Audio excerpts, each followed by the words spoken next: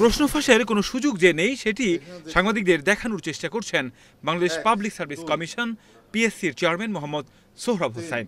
তো যেটা আপনি বলছেন, আমি আমাদের প্রক্রিয়াটা আপনাকে বলতে পারি, আপনারা বিচার করতে পারেন যে কতটুকু কি সম্ভব।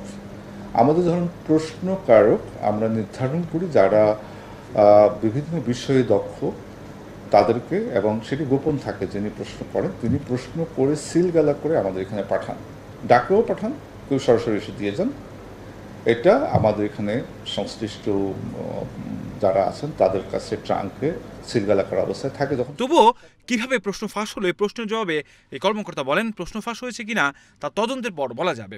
তবে প্রশ্ন ফাঁসে নিজের সংশ্লিষ্টতা থাকলে পদত্যাগ করার ঘোষণা দিয়েছেন তিনি। তো 12 বছরে বিভিন্ন পর্যায়ে বিভিন্ন আমাদের অনেকে কর্মরত এখানে ছিলেন। কোনোদিন ওই পরীক্ষাগুলো সম্পর্কে পরীক্ষা চলমান অবস্থায় অথবা পরীক্ষার পরবর্তী সময় কখনো কোনো মহল থেকে আপনাদের দিক থেকে কোনো প্রশ্ন উত্থাপিত হয়নি। সুতরাং এটা প্রমাণিত যে পরীক্ষাগুলো সুষ্ঠুভাবে হয়েছে। যদি না হতো তাহলে তখনই সেটা উচ্চারিত হতো।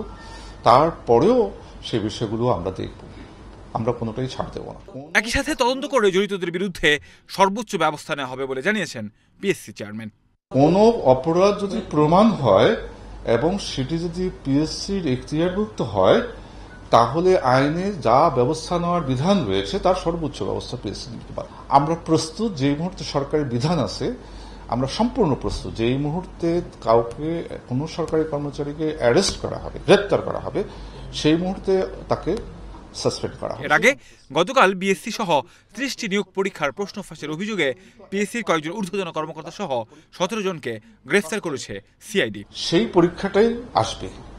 কাউসার আহমেদ, এশিয়ান টেলিভিশন, ঢাকা।